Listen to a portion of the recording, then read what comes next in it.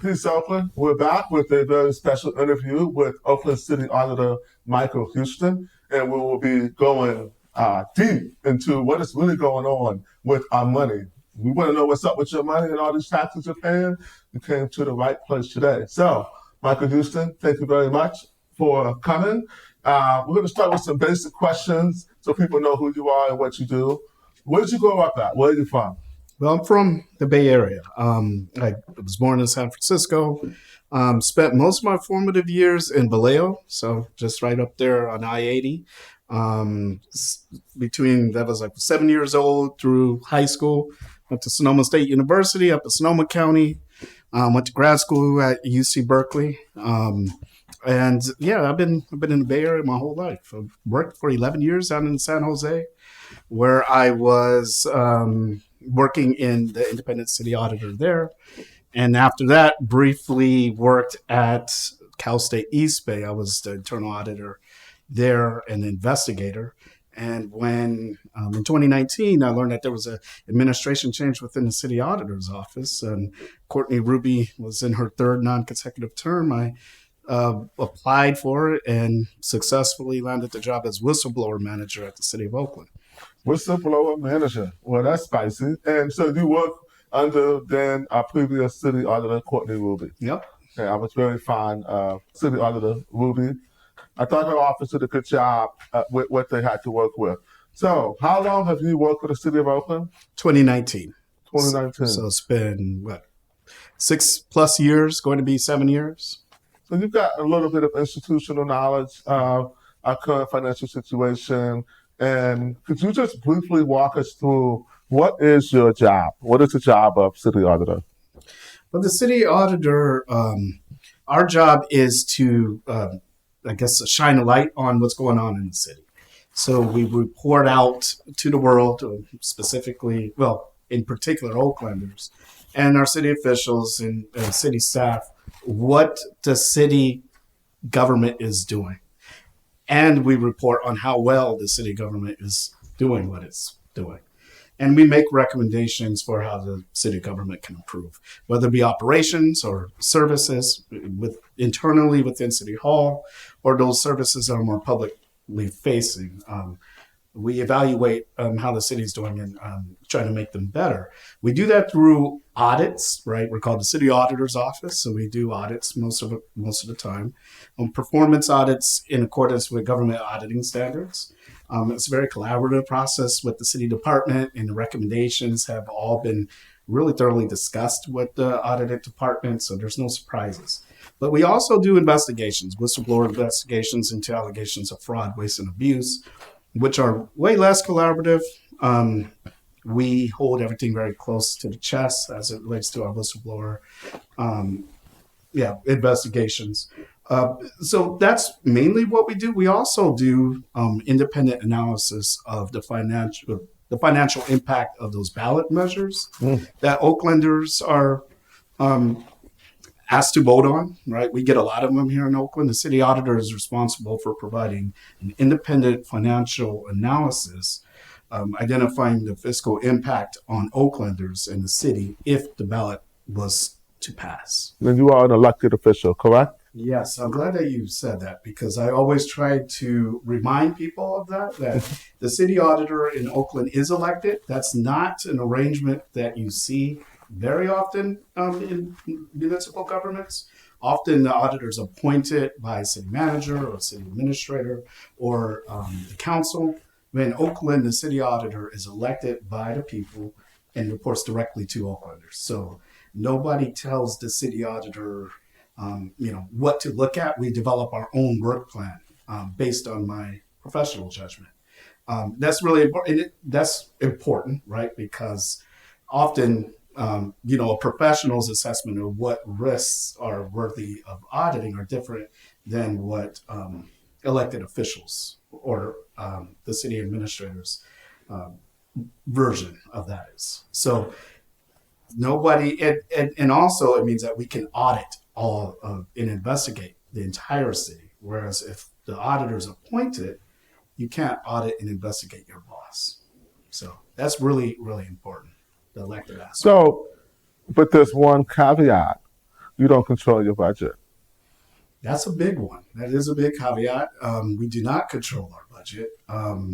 So we are, so the city auditor is independent, but as far as how much, the resources that we have, it is determined the same way that all the other city departments' resources are determined.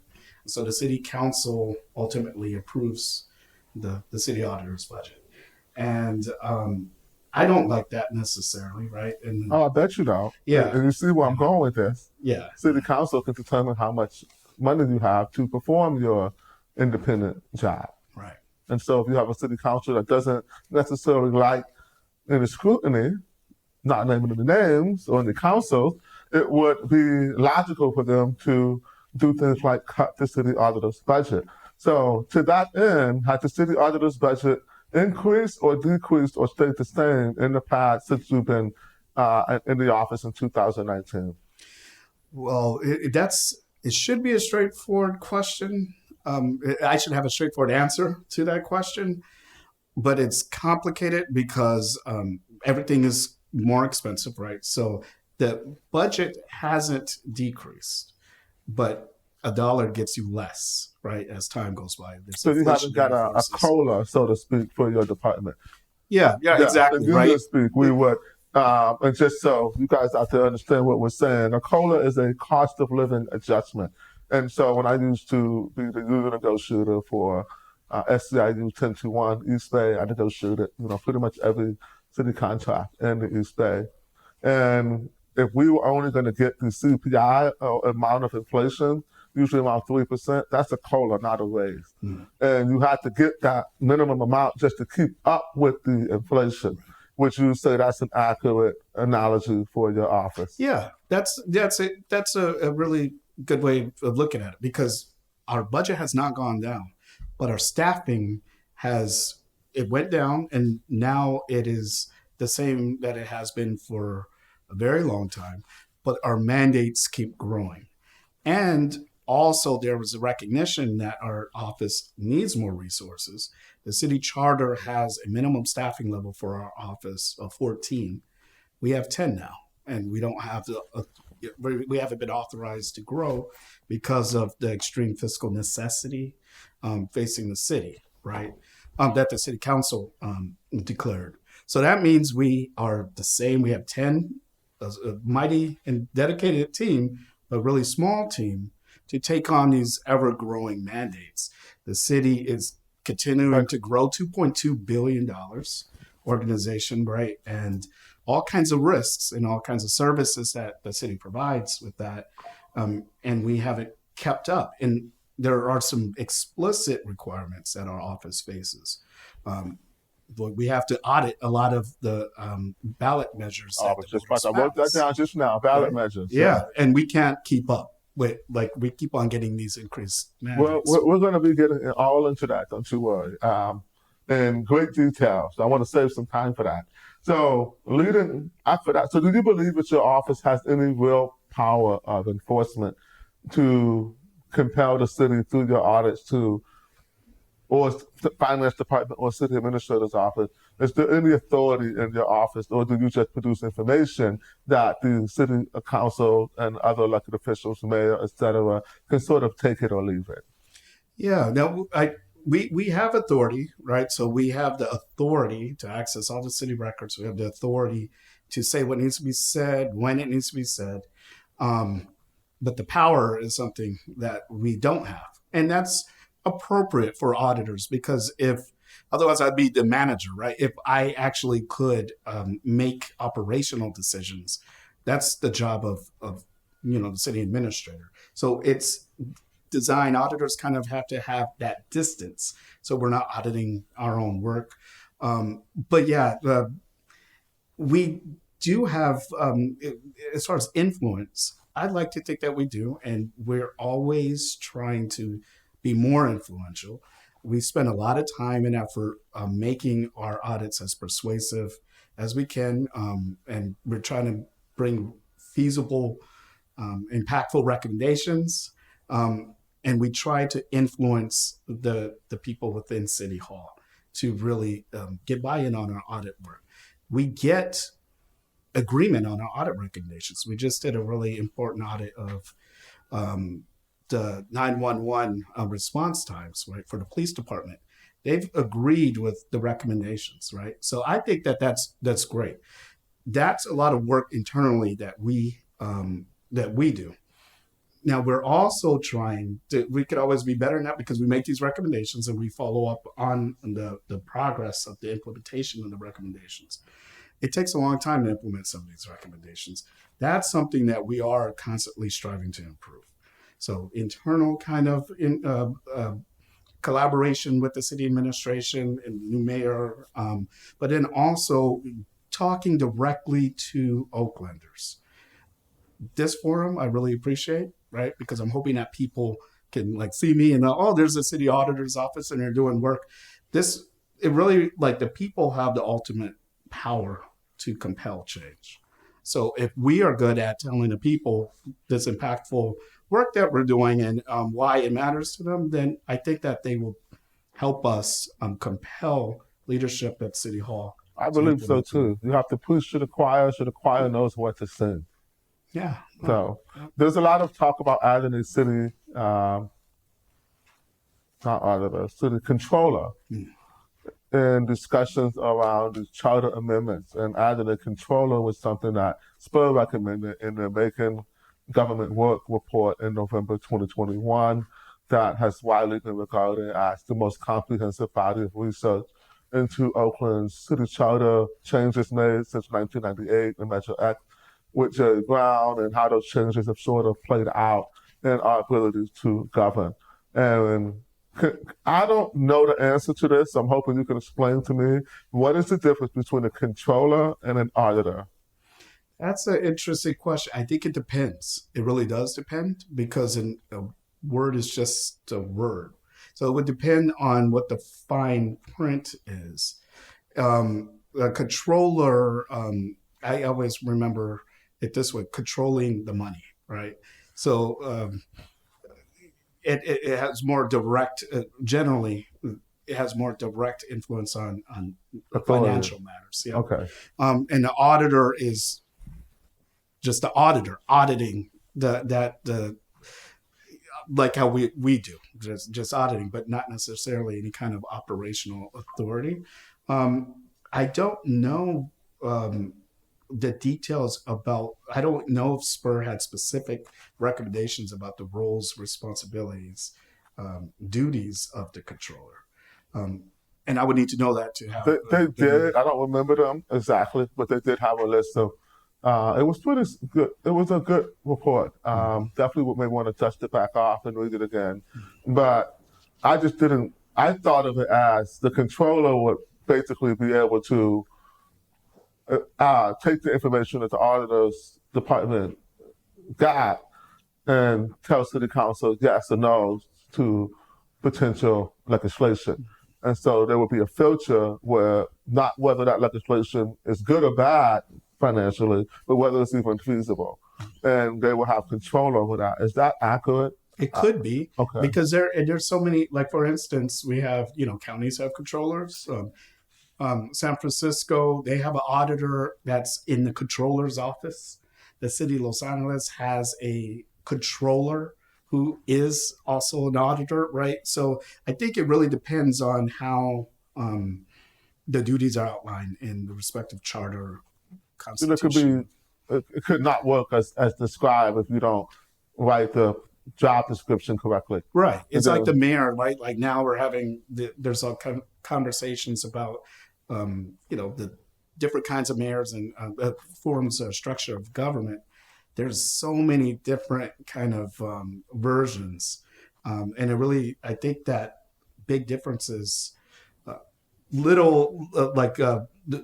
chart, there could be big differences within the fine print. Absolutely. The two main ones to me, and I don't want to get too sidetracked, being line item budget veto and legislative veto powers. And then also not having an even number city council. So the mayor now will have power to veto legislation and have power over their own budget because now they submit the budget and it's at the whim of city council. And so if you have a mayor and city council who collectively don't agree, so the mayor and city administrator's office is not aligned with the city council, and the city council has sort of a dominant force within itself, and they're not split, which we've seen happen with Libby Schaaf's second term, then you have chaos. However, when city council and the mayor are aligned, or the dominant faction of city council, meaning 5 minimum votes consistently, is aligned with the mayor, then the charter doesn't really matter as much. They have full authority to do what they want. To me, that has been the case since the election of former Mayor Shintao in 2022, because the progressive faction had the dominant on council. And as you saw with the budgets, there were no significant changes. And there were no changes that the mayor was upset with. So there was no like rift in these budgets. They passed pretty much rather officially if you compare them with when Libby had to present her budget, and city council member at large Kaplan, who was sort of the financial heavy there, they would whip it up and do something completely different. And then the mayor's office, city administrator's office would pick and choose what they wanted to follow, creating an enormous amount of confusion for voters. Anyway, that's my take on it. All right, moving on. The office has done some very important audits recently, including the 911 audit that you just mentioned. What impact do you think that these audits have had on the City of Oakland and their ability to perform our core duties? Let's take the 911 one for starters. Okay, well, now that one, I believe we issued it on October 8th. So it's really new. We haven't formally presented it to the Public Safety Committee. We were scheduled to at a meeting. That meeting was canceled, and council, the full council. But I really do. I'm super encouraged by that audit. I think it was a great audit. The police department agreed to the recommendations that we made. We made 10 recommendations. I think that it was a good audit because we were able to bring feasible recommendations. So the fact that the dispatch function is understaffed isn't a secret, right? Everyone knows that we have vacancies there, and it's been a problem for a long time. How many vacancies currently? I know you know. I don't know. Greater than zero. How about percentage wise? What are we staffed about? I think that the peak, we refer to it in the audit. We had up to a 24% vacancy rate at one point in recent years, but it's significant. So that's a challenge statewide too, right? So it's hard to hire. It's hard to hire and retain dispatchers. Is a really difficult job. But we used to represent them. It's very stressful. Yeah, it's very stressful. And there's comp a lot. Yeah, it's a tough job. So, but what we were able to do is so we had an outstanding recommendation from I think 2017 to improve recruitment and retention of the dispatchers. What else can we do? What can we do given what we currently have to make the police response better? And we were able to come up with a bunch of things, which I loved. Like, for instance, aligning the staffing of our emergency communications center with the demand for them. So like when people are calling 911 at higher levels, then we should be staffing the communications. You look at calls and you staff to that. So you staff down, there's not that many calls. Exactly. During the Sunday morning or something like that. Right. Yes. And because this is such a data-rich environment, we were able to get all this data for every hour of the day for years, right? And we were able to get that data also for other jurisdictions in California. And so you could see, like, for instance, in the audit, we talk about there's a real severe drop-off in terms of the percentage of calls that are picked up within 15 and 20 seconds between 5 a.m. and 8 a.m.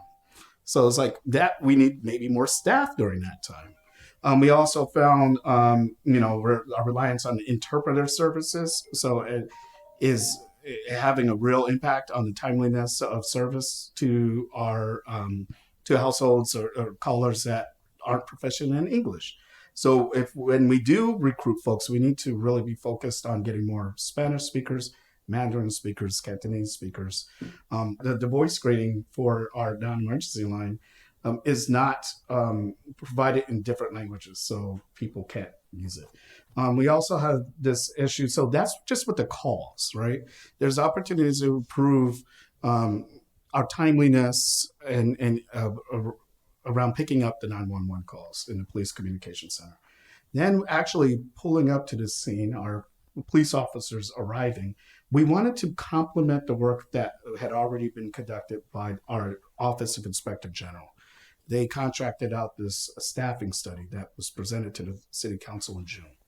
So we weren't focused so much as like on the police officer's response, but we do have a finding about the overall response times. So you call 911 and it's emergency, like priority one emergency, like there's a threat of health and safety, 9 minutes citywide, right?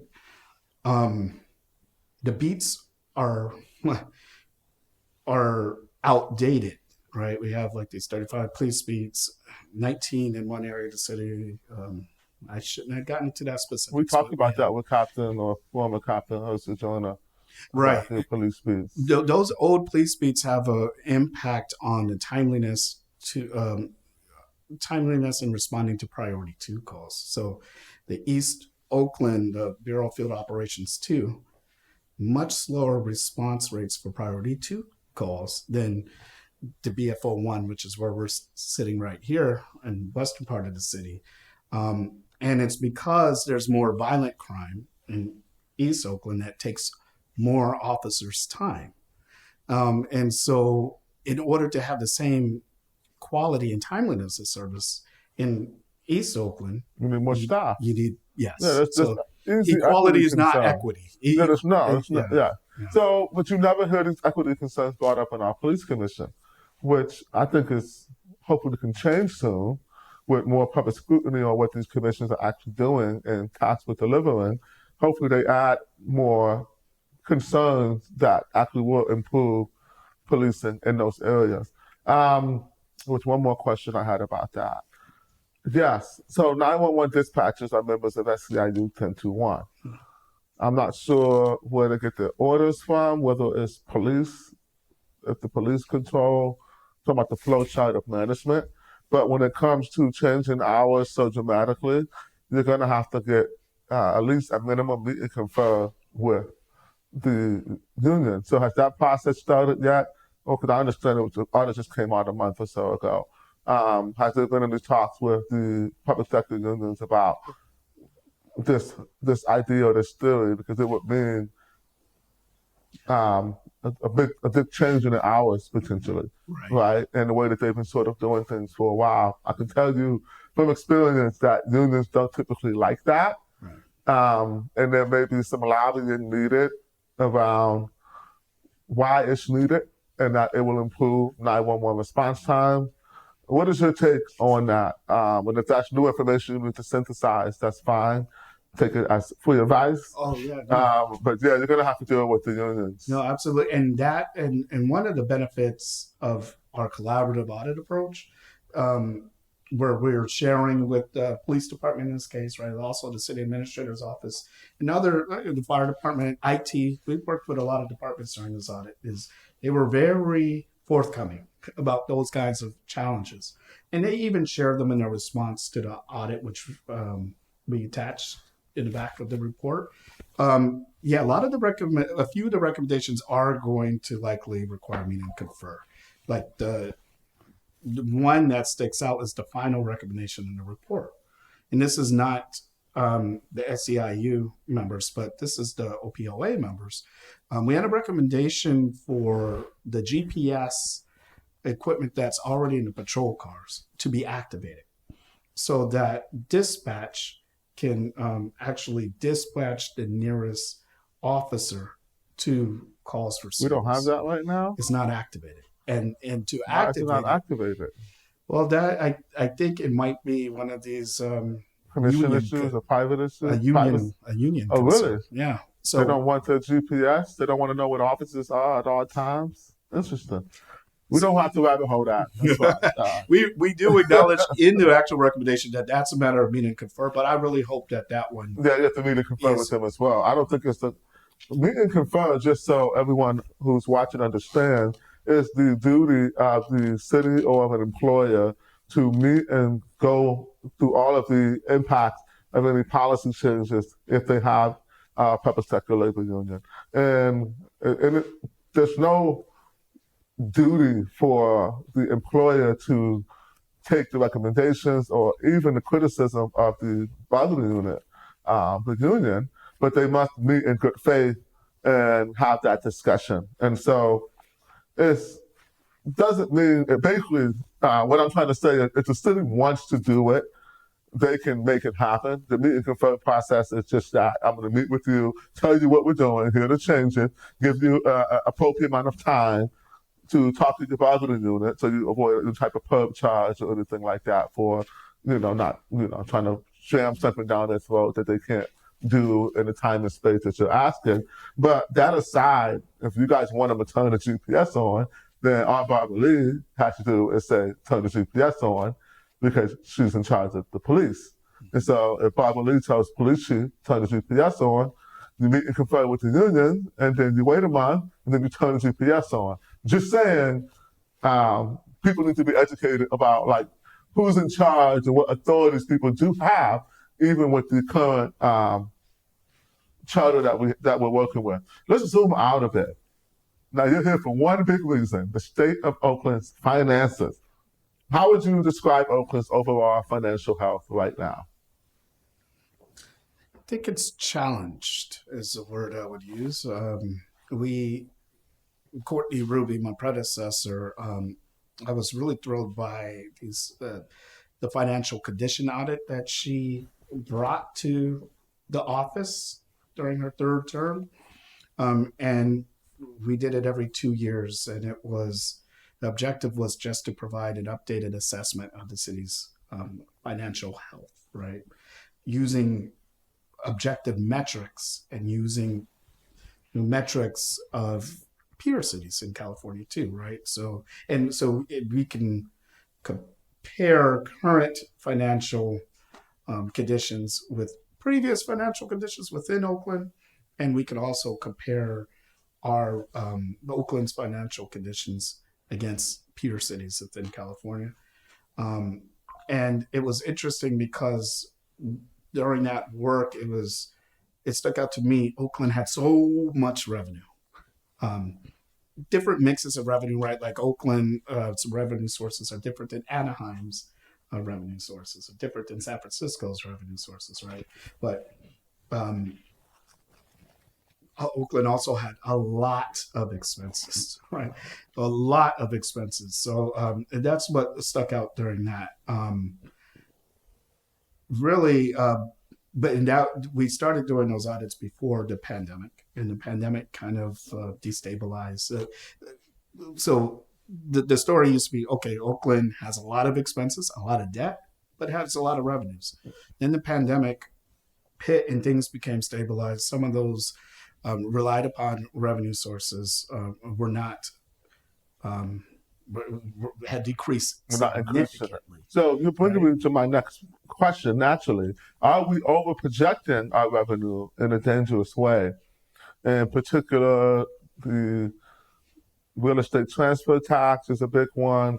The taxes from people's properties that many people are filing for adjustment after recommendations from the county that they file for adjustment. Many people have seen significant decreases in their property value for a variety of reasons, some policies, some market-driven. And also the AASEG projections from the Coliseum have not come through yet. Whether or not we base fundamentally our budget on them or not, that still has some, I would suggest, some sort of projections that we still have on the ledger. So are we, in your opinion, over-projecting our revenue in a dangerous way? And if so, what can we do to sort of bring down or manage these expectations more responsibly? Now, I don't know if we are over projecting, because it's an inherently non-precise activity, projecting revenues. The 5-year financial outlook that the finance department put together um, shows revenues being outpaced by expenses. So, they've been public about that outlook. Deficit Right? spending? Yeah, through 2030, like there's projected fewer revenues than expenses. What I will say is, as far as, yeah, some of those revenue sources are volatile, right? Property taxes, even like things change in the greater economy that might really have an impact on property values, or how much the real estate transfer tax, right? If people are selling their properties and buying properties, that all has a huge impact on our revenue picture. That's hasn't necessarily changed, but what I will say is some of the planning around what we do with the projected revenue and projected expenses hasn't always been in alignment with best practices. In previous fiscal year, for instance, the city council passed a budget that assumed money from that African American Sports and Entertainment Group deal, right, with the Yes, Coliseum. ASC for the sale of the cost of Oakland's half of the Coliseum. Right, and that is not something usually. It was kind of speculative, and also trying to bargain on funding ongoing expenses on one-time money is never a good thing. But the city has done that before too, right?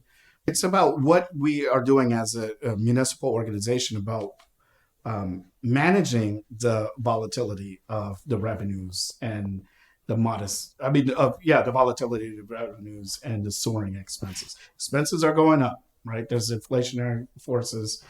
Our debt keeps going up. Our credit rating took a downgrade. That makes everything more expensive. What is the city doing about that? I think is key. What are we doing? Right, and I think that's the thing. The city of Oakland has in its last budget, it did not consider, for instance, the Coliseum sale revenue, but it did kick the can down the road in some key areas, like one-time tax measure and a special election next June. That's a big one. So there's this assumption of $40 million. Do we know Right. what type of taxes we're going to be asked to approve yet? There's been some polling testing the waters on what voters may be inclined to approve. But however, this leads into a big one for me, the Alameda County Grand Jury's finding. And the responses from the City of Oakland, the response from the City Administrator's Office, and the response from the City Auditor's Office. And they're not aligned. We're going to talk about that in a second. But just to get a primer about the Alameda County Grand Jury report, for those of you who don't know, because we don't talk about it too much as we should, the Alameda County Grand Jury presents a report every single year. There are 14 cities in Alameda County. I got that right? Take my word for it. There are 14 cities in Alameda County. And this year, the County of Alameda Grand Jury decided to focus almost entirely on the City of Oakland because of our financial acuity. Basically, in layman's terms, we're going broke. And they're saying it's due to, again, in layman's terms, what I only can see as incompetence of the City of Oakland to recognize the seriousness of the moment and course correct in ways that are fundamental to getting us out of this hole. That's not even talking about this $100+ million lawsuit that we're probably going to have to pay. Let's just leave that off the shelf for now, because I don't want to basically say, what's the point of even having this conversation if that is the nuclear weapon or nuclear bomb that could drop on Oakland's finances.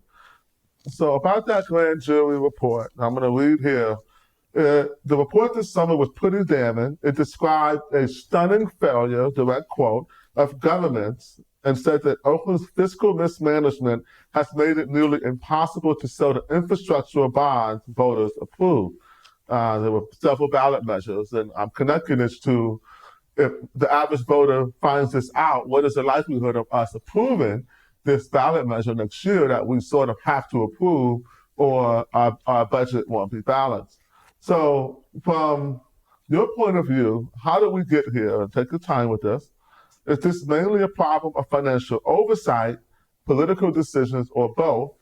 And as a follow-up, do you think that Oakland can rebuild trust with investors and with taxpayers without any major structural reform? Wow, difficult questions. You got it. I do think, well, how did we get here in terms of the city's, the reported inability to sell the bonds? Is that what you're saying? Well, that is part of, there's the rating agencies or the creditors, right, have to, like, they have determined that the city, like, they have their own proprietary formulas to assessing risk, and they degraded the city's credit rating. So we've been downgraded by all three credit agencies, correct? I don't remember that. I'm just going to be completely honest. In the report, Alameda County Grand Jury report, it says that we're currently downgraded with all three. We got their names, Moody or whatever the heck. And then our future forecasts are also downgraded. Right.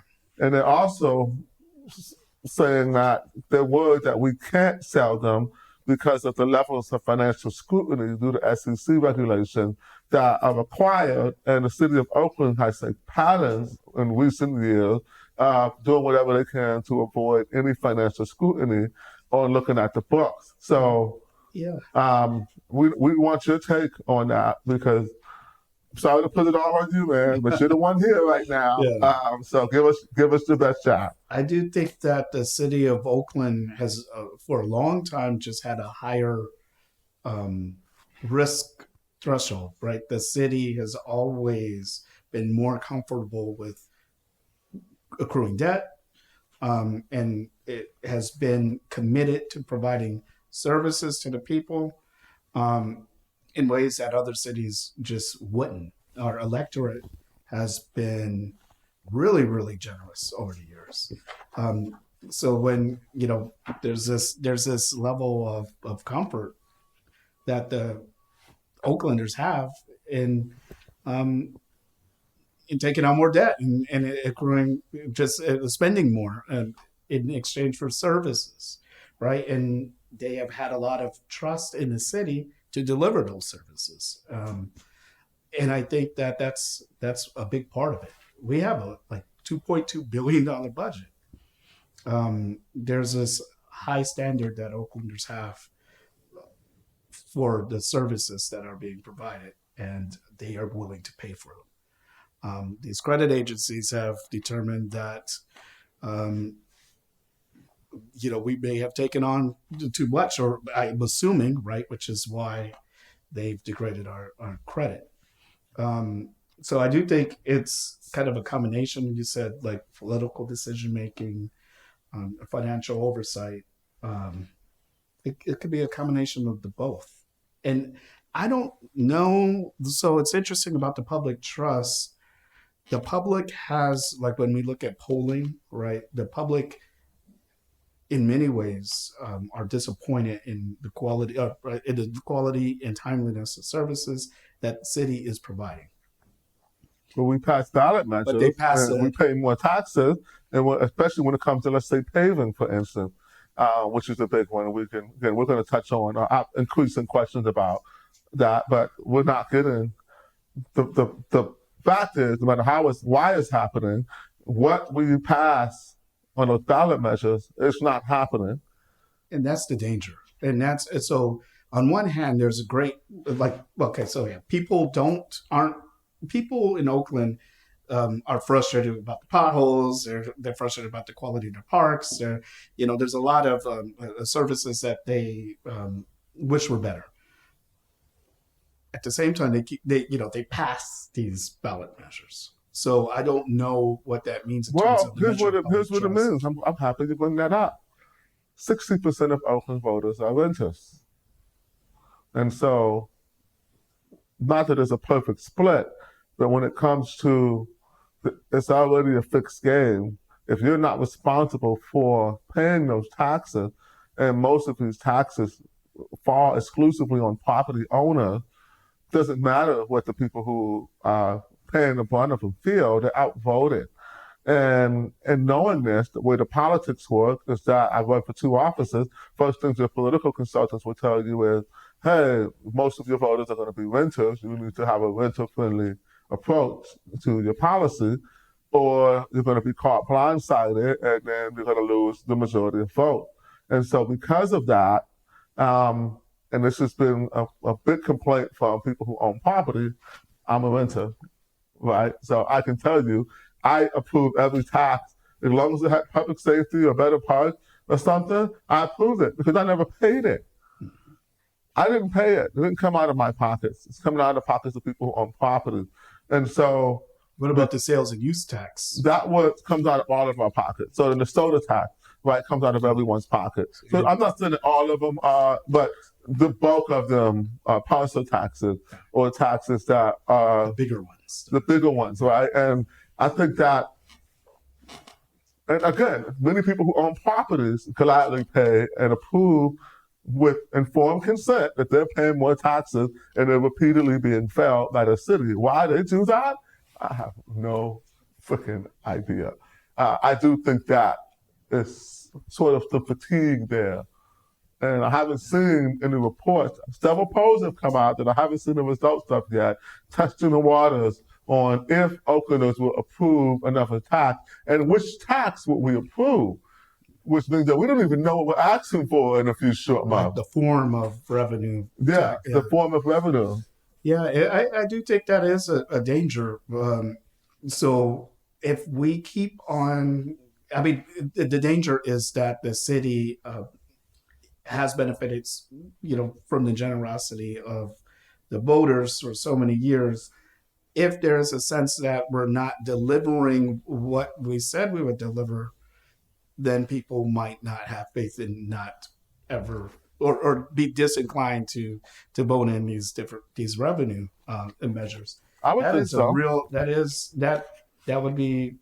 That's a dangerous situation. And also, the more of those that you have, right, people might be less inclined to adopt an additional one if they already feel like they've been taxed a lot. Well, there's no accountability or responsibility, especially when it comes to our spending habits. Well, that was another thing too, and it hits home to me because of the auditor's office. We have this minimum staffing level that was brought in with the good governance measure of 2022, that measure X. There were all kinds of, so we had the minimum staffing, and there was all kinds of other things in that measure. This is just one example. We also have it with the measure Q, right? These maintenances of effort, where there's requirements. There's like the policing, the measure NN, and there's all these. There's all these minimum investments that are required by these measures, and the city hasn't delivered on them yet because we've been in a state of extreme. We've delivered on none of them. Yeah, and because of the city council has declared extreme fiscal necessity, and that was the caveat on these ballot measures. Funny how that works. But so that is, I wonder. There needs to be a time when we do have to provide for those services that we've been just kicking it down. I hope so. And that's an additional money. I don't think that's so. In your earlier question, or we were talking about assumptions with the budget, that's another one that it has to be confronted pretty soon. Is we have all this money that is owed, right, to Oaklanders that we haven't provided yet because of the extreme fiscal. And I would project it to be deficit spending, and we have lawsuits looming, and we also have a school department or UHD. We can't even go down that rabbit hole that owes a lot of money because maybe because we didn't close the schools down a few years ago when we had the opportunity to, and it looks like the people who projected this happening were correct. But that's just another mini rabbit hole. I wish I had you for 6 hours. We could talk about it all, but we're a little over the halfway point. So let me get to the drama. I hope you're ready. All right. One of the many striking things about the city's response to the Alameda County Grand Jury report was these differences between the city administrator's office and their report and their statement and your office and your report and response back, which was far more comprehensive than the city administrator's report, which basically, in my opinion, said we follow best practices. That was the cookie cutter response for our scrutiny, is that we follow best practices. So whatever happened, happened just because it happened. It had nothing to do with that. So in particular, in regards to audits, you said in your report that no audits have been conducted for Measure KK and Measure U, while the city administrator's office claimed that these were already covered in the annual financial report. The term basically that the audit requirement is inherent in the annual financial report. Can you explain that difference for people who are listening and why it matters for transparency and accountability? So what is the difference between a specific audit for those measures, and would that be satisfied by the financial report, which would that be done by your office or the finance department? So give us the rundown of how that works and what is this discrepancy, because it's confusing for taxpayers who are watching two very high-level offices give us information that is not the same. Right. Yeah, I appreciate that question too, because I ended up having to explain this. It's a common question, and it is confusing. They don't know. I think voters need better information, and I don't want those. I don't want the better information for voters to end up with these doomsday scenarios where we just give up. But I do think that we deserve a level of informed consent about our money. It's a very interesting term, very powerful, rhetorically powerful. Informed, yeah. I don't think we have it right now. Okay. Yeah. You know, and so I'm not going to demonize people who vote for every tax. It's a running joke. Oaklanders approve every tax we put in front of us. And as I said before, some of it does have to do with renter-heavy voters. People can say gentrification or whatever. It doesn't really matter. We have a lot more renters voting than we have owners. That's just what it is. And so renters maybe need to be educated about who's paying these things or whatever it is, you know, back to explaining to us, what is this difference? Because to us, it looks like we're getting conflicting information from the city auditor saying we have not done, not only have we not done these audits, we cannot do these audits with our current levels of staffing. Yeah. And we're not getting any of that from the city administrator's office. It looks like they're just trying to push the problem and not deal with it right now by giving these canned answers about best practices. Like, what does that have to do with these fiscal emergencies that are preventing you from performing what you told taxpayers you would? Did you already know that you weren't going to do those things? This is the issue that I personally have, especially when it comes to Measure NN. The way that Measure NN was done was extremely astroturf. For example, we got a lot of criticism for paying for signatures to put the recall of the mayor on the ballot. But guess who hired the exact same company? The people who Measure NN. They had no problem paying more money than we paid to put that on the ballot. Who paid for that? And did the people who paid for that already know that we were in this financial emergency and that this money would not be used in good faith? Because if so, which again is my issue, I don't know if others share it or not, but I can tell you other people who are smarter than I am are very frustrated at what it looks to be like bad faith behavior. And we need to know what the heck is going on. Are they just playing us for, are Oakland voters just idiots? we're kind-hearted idiots and we have good intention, but it feels like we're being tricked.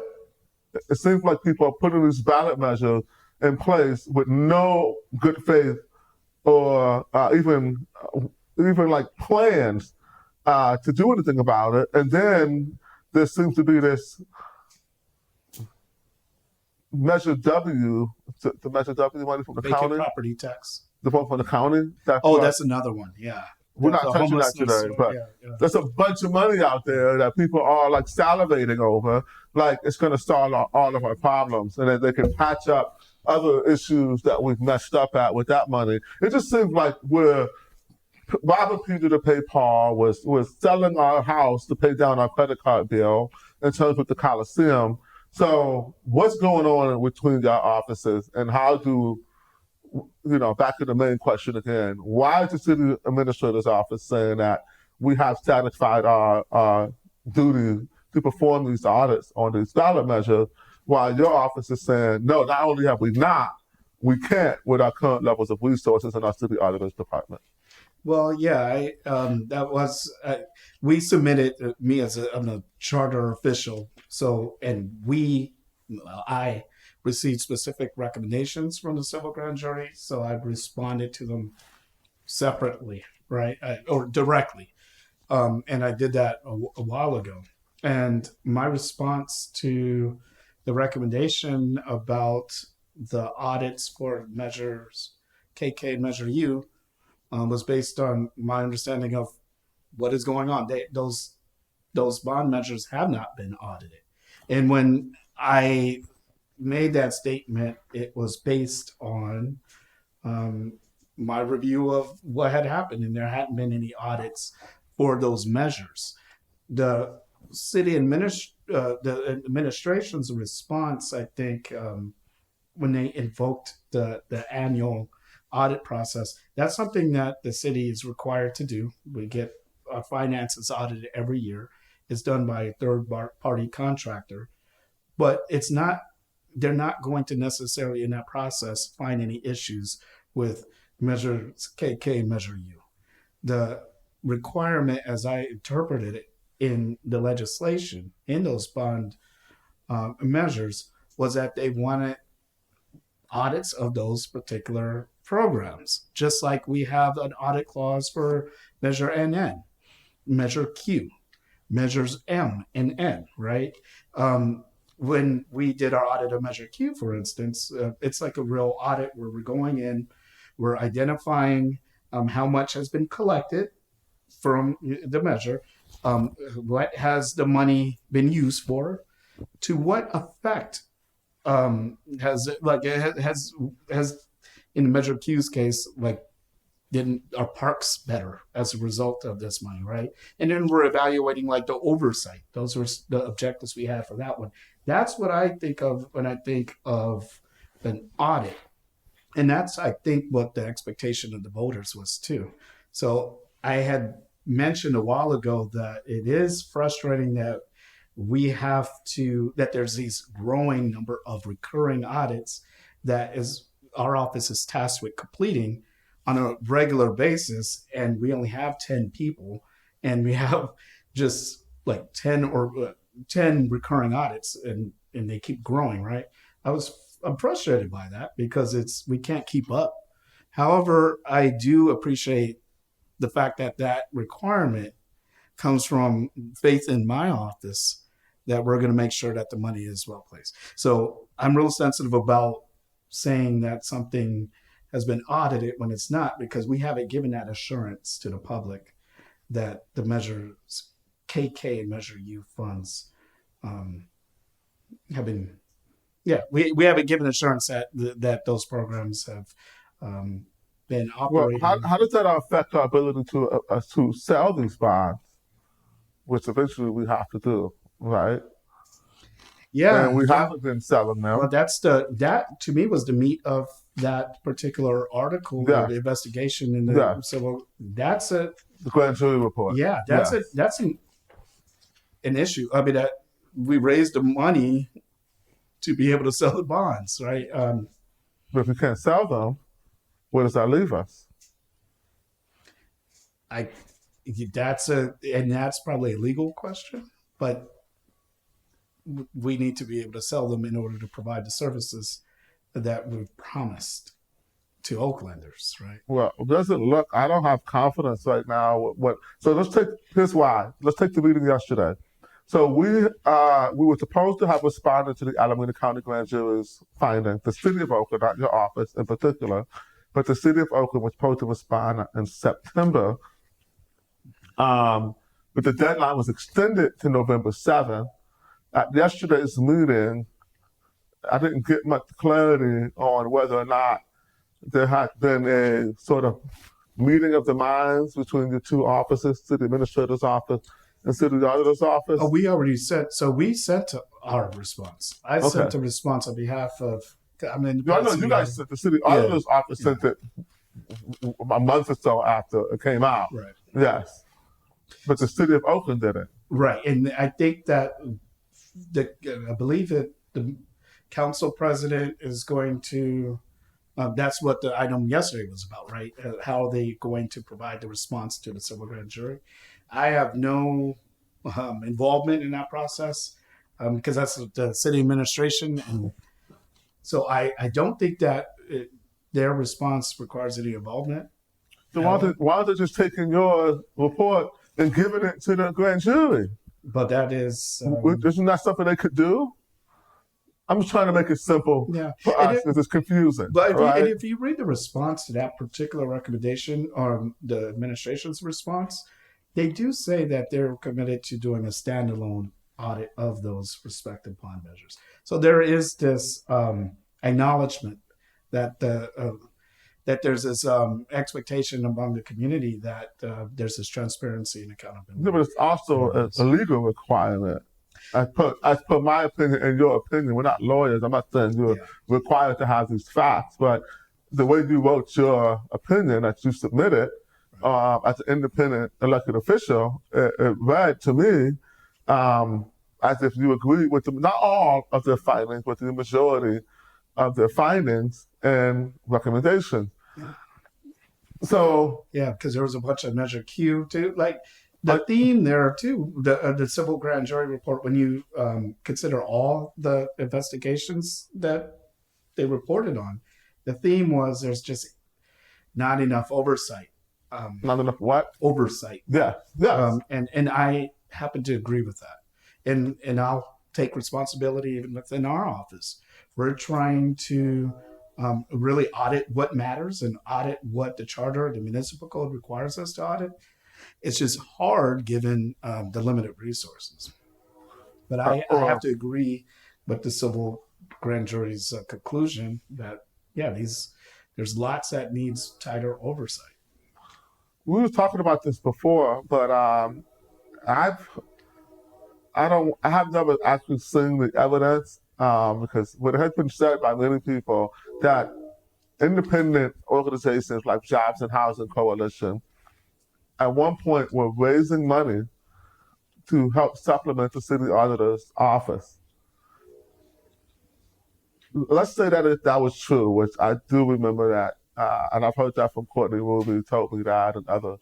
If that was true, is that unprecedented? Is that something you've heard happening before? Or what is your take on us feeling that, and this was like, upwards of almost 10 years ago at this point, at least 7, 8 years ago. What's your take on private entities trying to raise money to give to your office to be able to do your job better? So for example, let's say I was to have here today a check for $2 million to give to the city of Oakland if only to be spent on the city auditor's office. Is that something that will help? Is there a fundraising opportunity here where people could help raise money to give to your office? Is that? Obviously it's legal, right? We can do that, right? Yeah, I don't know the legal considerations that have to be taken. It sounds great, right? But then I'm a career auditor, right? So I immediately start to think about what kind of independence implications would that have, right?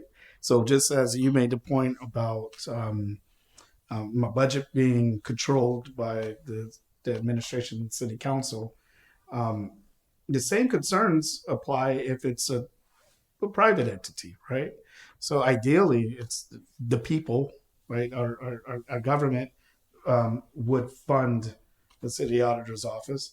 I'm not going to say I would. I can't say that I would automatically say no to some kind of private-public partnership or some kind of sponsorship of some of the work that our office does. I would have to consider the terms, on their individual merits. It's interesting that I think in the city and county of San Francisco, they have a city services auditor. It's housed within the controller's office. There's no deliberation over what their budget looks like because they get a fixed percentage of all the operating department's budget. So you always know what it's going to be. And it's in that way, the funding of the auditor's office is proportionate to the funding of the entire agency, which is a model that I really like. And I have to think about how we might be able to move forward with something like that. Just to take the capriciousness or the politics out of the setting of the budget. So here's one thing that's been on my mind. Our city council. We've got 8 of them. They have an enormous amount of power and influence. For example, who hires the independent auditor for that report? Is it your office or is it city council determines who that entity will be that performs the performance audit? The third party, the independent third party. Yeah, it's been the finance department. Yeah. So, and I guess so they make a recommendation. They make a recommendation for the city council to approve that. Yeah. So the city council has a lot of power, pretty much the most power collectively in the city. Are you at all concerned, or maybe that's a heavy word, but what are your thoughts on the collective and individual levels of municipal finance acumen?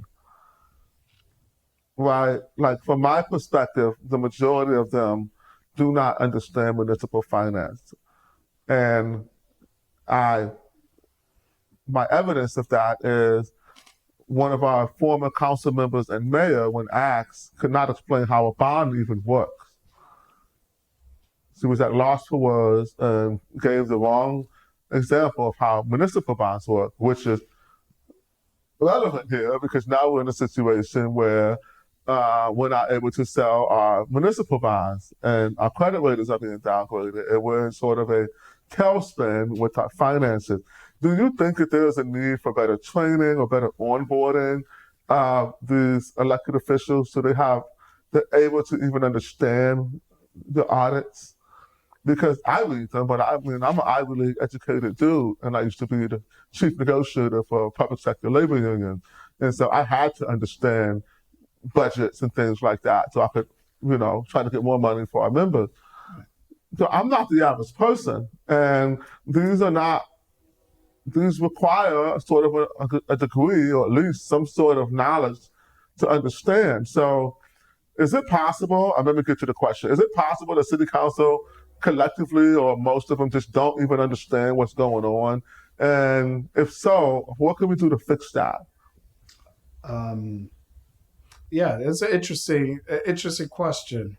I think I see it when I hear what I take from it first is it's up to me as someone whose job it is to report information to make sure that it is actually accessible, that I know the audience and that I'm talking to the audience or communicating to the audience, meeting them where they are, right? So I think the first challenge is making sure that you're understandable, right? And take all the steps you can to make sure that your message is coming across and being persuasive as you can, which necessarily requires you to be clear to the audience. And I would hope that same effort that the rest of the city has to have the same kind of approach to that. And a lot of these financial matters aren't super easy to understand for everybody. And bond financing, these like general obligation bond stuff is not necessarily an intuitive concept, right? So I think it's incumbent on us at City Hall to make sure that they understand. As far as the people training or our legislature's ability to understand, I think it really requires a strong democracy where people are making the right choices as to who they want representing them, and that the people. Oh, you putting it back on us voters, huh? I mean, Okay. I mean, That's just fair, that's fair. ideally, right? Yes. Like they are elected by the people, for the people, of the people, and I think that there's a level that the people have to select their elected officials carefully. I agree with that. And there's trade-offs. I agree with that. No, vote wisely, people. Vote wisely. Okay, back to that disconnect. The grand jury talked about a disturbing disconnect between financial professionals and elected officials. Do you agree with that assessment? And what is the best way to close this gap? So kind of a continuation, but a little bit more aggressive question between financial reality and political messaging. And so, do you agree with the grand jury that there is a disconnect between the collective financial professionals, being the finance department, which we've lost another director, we've had a lot of instability in that department, and we've had people who were in that department currently suing the city of Oakland for, I don't know if you know that, but former members of the finance department have multi-million-dollar lawsuits against the city of Oakland. Then I'm only assuming they must be talking about your office too, and the collective financial professionals. Is there any other financial professionals I'm missing? Please enlighten me. But what do you think the grand jury is talking about when they say a disconnect? And one more thing I'll add, they mentioned in there the report that came out from the city administrator's office that said that Oakland runs the risk of financial insolvency. And then that report was immediately retracted and the language softened, and then it was put back out again. Then shortly thereafter, we see all this turnover in the department, right? So, you know, you're independent, you're elected, you're in a safe space here. What the heck is going on? Give us some confidence that at least there's one adult in the room who can help chart a course to fix this problem, because these people are elected, to your point. They're not going anywhere anytime soon. The election's next summer. I mean, nobody's taking, we won't have any new officers in Oakland until January of 2027.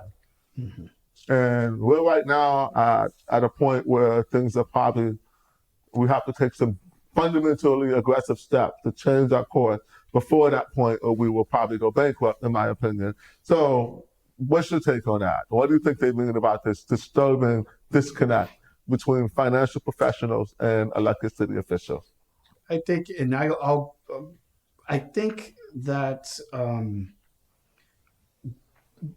that bears out in even some of the public meetings, you know, the council and committee meetings. That was an observation I made when I first got to the city in 2019, where there appeared to be these disconnects between, you know, the policymakers and the bureaucrats, right? That was what was communicated at these public meetings. But, you know, you never necessarily know if what's being communicated really reflects what is understood and believed. So it's hard for me to tell exactly how much disagreement there really is and how much of it is just kind of, you know, just having a public position on some of these things, right? Okay, I'm saying that as carefully as I get that. So like, I got an example. I have an example. The finance department gave recommendations for Oakland's budget not to include the Coliseum as part of it, and they did it anyway. That, yes. So the finance department now that's a good example. I don't know how that happens, right? Ideally we would really have trust in the professionals who are in place to provide that kind of advice on. I think, yeah, I think that is objectively was not the right move that the city council made. Right. I can't really understand why. You can't Maybe tell me why they did what they did. I'm not yeah, asking you that. I'm just saying, what are your thoughts about I, them ignoring these? I'm a government geek, right? I am a believer in government. That's why I work in government. I really do think that government is working in government is a privilege and honor to be able to directly serve folks and to improve lives. I have this really high view of government workers, and I would like to think that, um, as a general rule, that their advice should be taken. So we have folks who are making a lot of money, myself included, who are giving recommendations. I think they ought to be taken seriously. So if the public knew the full truth about Oakland's current financial status, do you think it would change their decision making in choosing our elected leaders? That's a tough. I really have no idea. It's all about what Oaklanders' risk tolerance is, right? It's very individual. Um, some people are conservative in terms of their spending, and others are less so. So I really don't know. There have certain things like pulling out debt to provide certain services and pensions. That's a conscious decision, and sometimes people say it's worth it, right? A lot of people among us say it's worth it. It's really the community values. We deserve to know the full truth about the state of our finances and if Oakland is going to be going bankrupt or not. And I think right now we're just not getting that. And the Alameda County Grand Jury's report was very, it was confirmation for me, but I have no control over that entity. And I think they provided an exhaustive account to substantiate the point. I want to talk about nonprofit and spending accountability. A lot of our taxpayer money, especially since 2019 or so, it goes through nonprofit intermediaries, and that can make tracking their outcomes difficult. I'll add that the city of Oakland has now engaged in what is only can be seen as a pattern of forgiving large amounts of debt owed by these nonprofits. So, for example, a boss's debt, I think it's 8 million or something like that. If these numbers are inaccurate, guys, forgive me, I don't have the notes in front of me. But there are a lot of nonprofits who have their debt forgiven from the city of Oakland. We spend a lot of money on nonprofits. What does your office do in terms of any type of oversight and accountability or auditing money spent? I do know that there was a great audit. I think Courtney Ruby was the auditor at the time that came out about $70 million of Oakland taxpayer dollars was spent on homelessness that we could not account for any metrics of success. That's the last thing I've heard about any significant audits on Oakland's nonprofit. So what's your take on our nonprofit spending and any type of accountability around success for these programs? Well, I really do think that it should be a priority for us to look into nonprofit, the city's use of nonprofits. Our nonprofits are providing critical services to folks in many cases, people who are particularly vulnerable, right? And so the services that they're supposed to, these contractors, I call them contractors, are supposed to be providing. They're really, really important. We have to make sure that they're being delivered as we're paying them to deliver them. So yes, it's something that should require, it requires a lot of our attention, not just the city auditor, but the whole organization.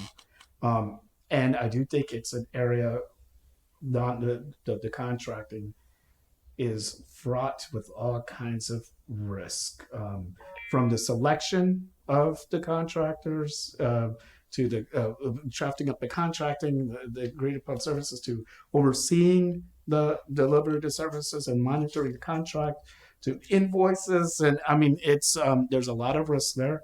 And I worked on that audit of the homelessness services. And when Courtney was the city auditor, there were lots of things that needed to be improved. And we didn't have, in every case, assurances that the services that we were paying for were actually being delivered. We did an audit of Salva Grosser's initiative too. We found some troubling issues with what was going on with the city's money. With that, it wasn't even a nonprofit, but the Salva Grosser's initiative and their fiscal sponsor. We just launched a whistleblower investigation into we just issued a report summarizing the results of an investigation into the AIDS project of the East Bay, where the city was paying money for that organization to provide essential services to a vulnerable population, and they didn't provide the services, and they didn't have a public. They weren't publicly accessible to be able to provide the services. So it is a huge concern. We given that risk, and I won't get too geeky with our my auditor talk, but the extent to which contracted services are part of an audit that we're engaged in, we will try to factor that into the design of our audit to make sure that money is being well spent. I also think that there could be a project whereby we take a big picture look at how the city is engaging in nonprofits and contractors, because we found some issues. So, current mayor, Barbara Lee, brought up those concerns as well on the campaign trail. And she promised Oaklanders that she would have a forensic audit.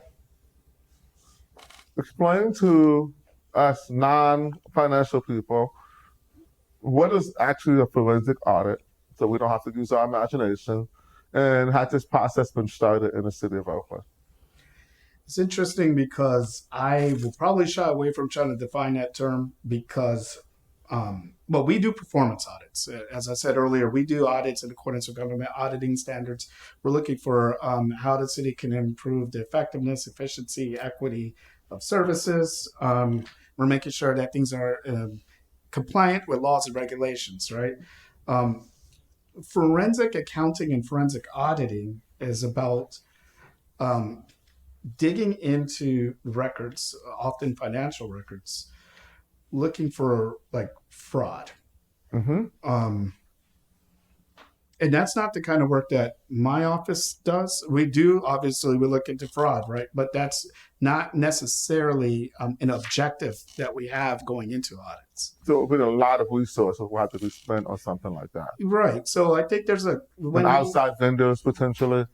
It would be something that I wouldn't necessarily want our office to do, right? Because that's just a very specialized field, and it's also there's often a specific question you're trying to answer when embarking on a forensic project, like where the money went. Yeah, where right? the money go? Yeah.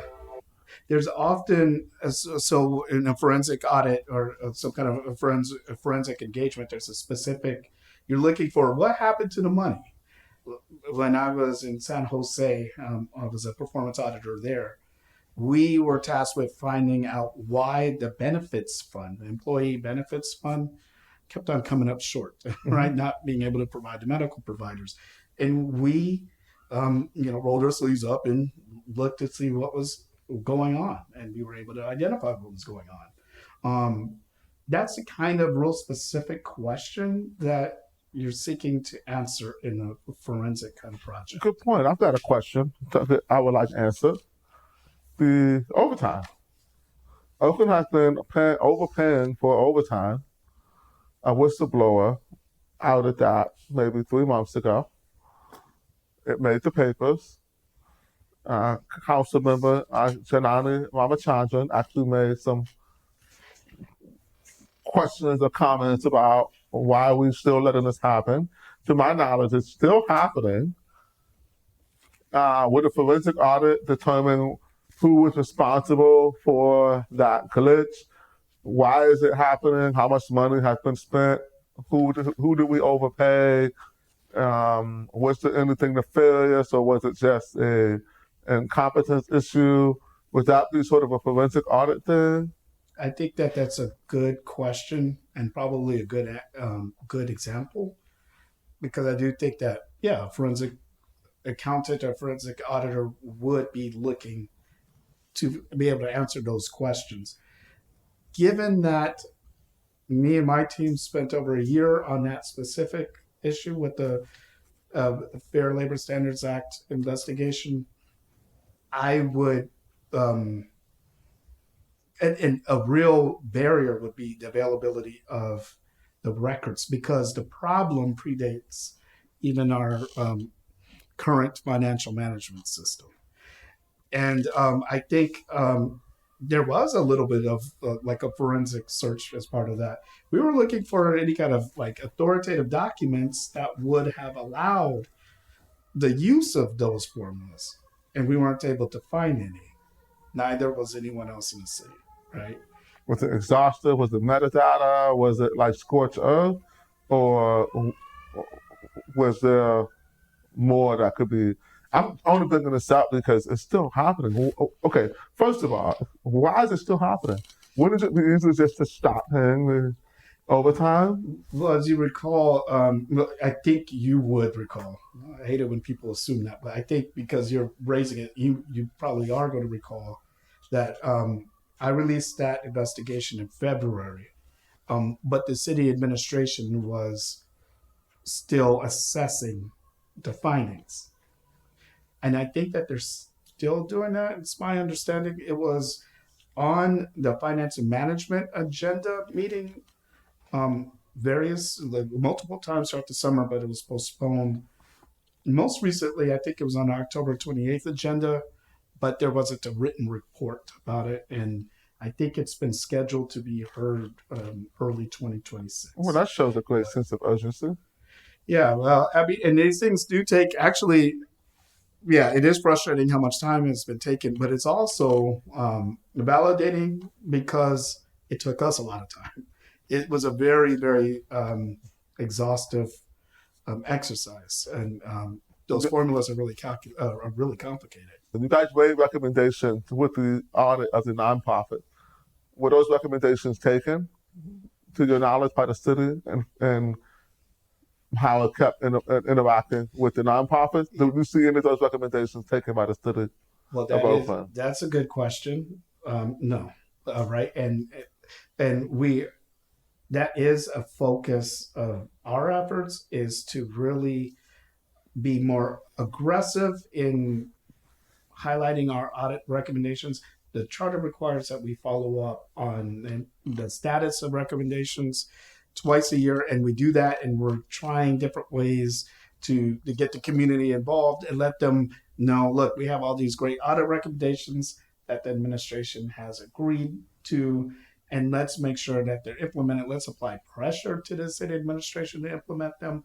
Let's talk amongst your networks and show up to the council meetings and advocate for the implementation of the recommendations.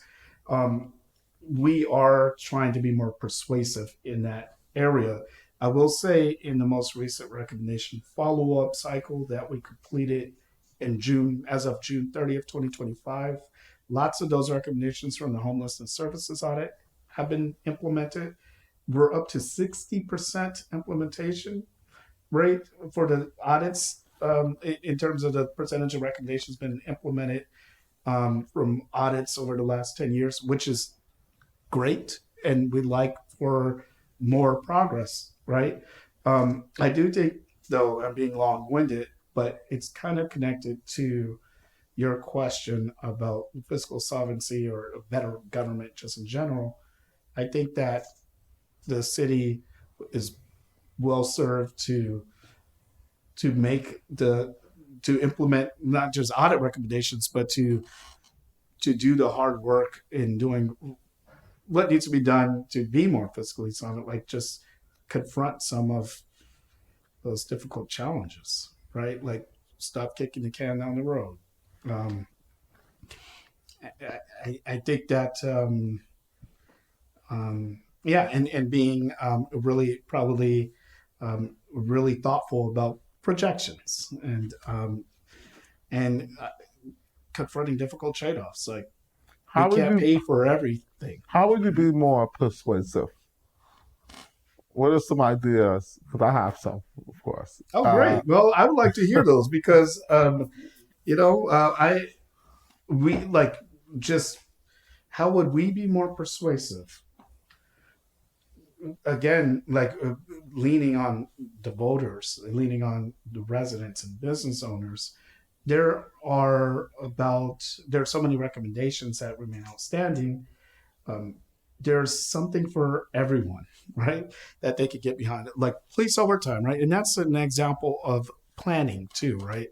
So we haven't been realistic about how much police overtime we're going to use. We haven't been in years, and it ends up being a problem.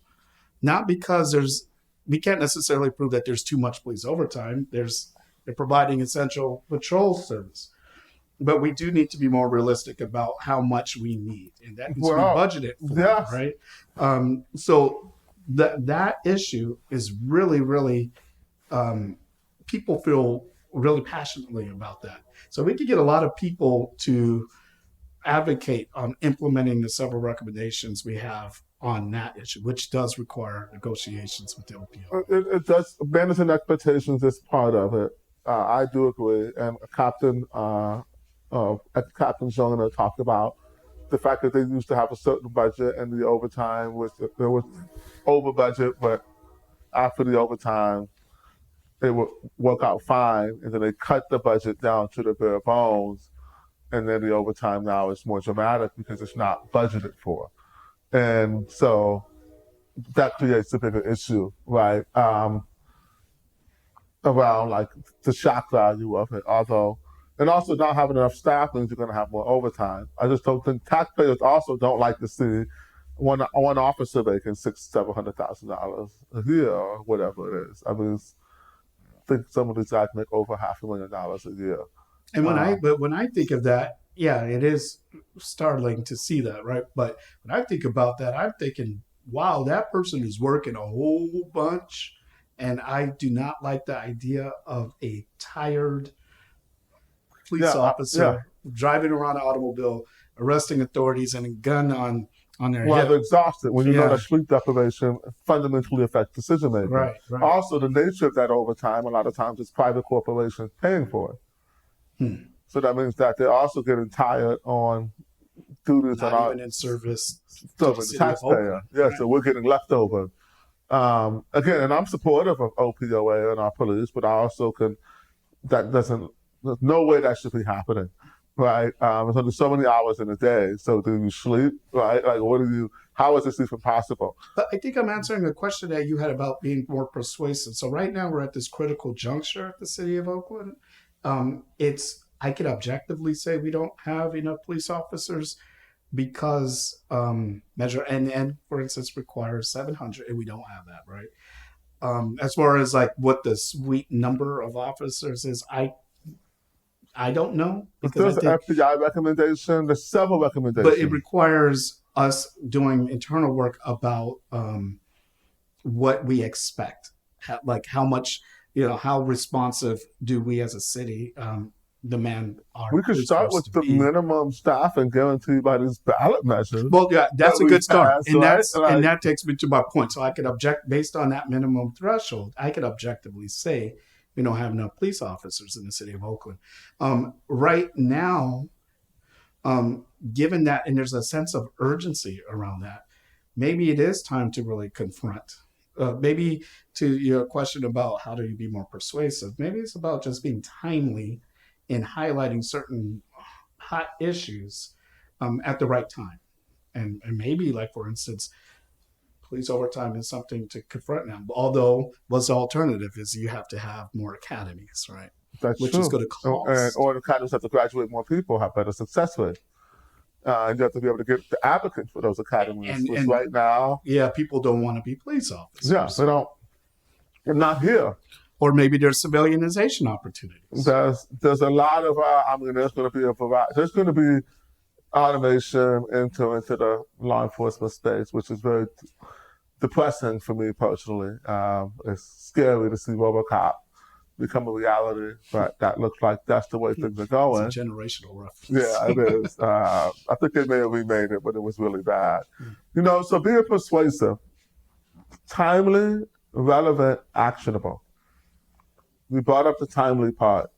I think that your office has done a better job than the predecessor, as much as I was a fan of Courtney Ruby. You've done a better job of managing what little you have to meet the timely part better. So your audits are coming out in time for people to react to them and not after legislation or budgets have been passed, where it's kind of like, it would have been nice to know that 3 months ago. I think that was a lot of feeling that the audits were very high. They were always high quality, but they weren't as timely. So you've done a good job at that. I think that I don't know how much money you have in your budget or how this works, but I think that taking some money or finding some money to do an education series on even like, and I could give off, we could talk about this later, just a simple setup with a camera where you do a 5-minute thing once a week. Something very short that gives you like 5 minutes with Oakland City Auditor. Make it funny to him, like something about the money, or like make it entertaining as possible. I know you have to keep your auditor face on, and that there's a certain level of I don't know, just steadiness. I don't have the best words for it, but we don't want our auditors to be some crazy people. Maybe our mayors and city council members can be a little bit off, but we need some steady, dependable people. So I get the temperament your office has to have, but add as much spice to it as you can to make it entertaining for people. But if you just broke down your audits, and I'll be showing this on the screen and when we edit it, there's so many different audits you can start with right now. You start at 2019 and start breaking down each audit and saying, this is what this audit was meant to do. Here are the recommendations that was given to the city. Here are how many of those recommendations have been taken.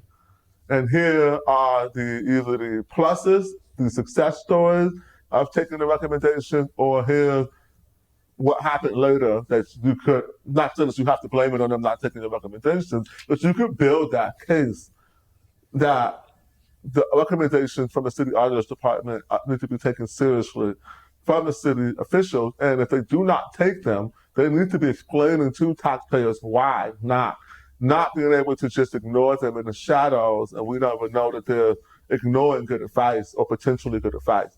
And so I think highlighting these recommendations and having a scorecard of how many recommendations the city has accepted from the city auditor's department would be good homework to do if, and this is my second to last question, are you going to run again for office in 2026? Is that the election? Yes, yeah. I am up again in 2026 and I will run again. Okay, so maybe in preparation for that, because you may have some challenges, right? And competition's healthy. You could start to explain to people more about I'm going to say this one more time. Here are the recommendations we gave the city, and here's the ones that they did and did not do. And here are either the consequences and repercussions, in my opinion, of not doing that, factual as possible, of course, or here's the turnaround. And I think that there has to be at least a few success stories in there. I would really play those up some, because it would show that when the city does work with its financial experts and takes your advice, things can get done. Any final words about the Alameda County Grand Jury report? It was very scathing. It did not leave me feeling comfortable about our city's financial future.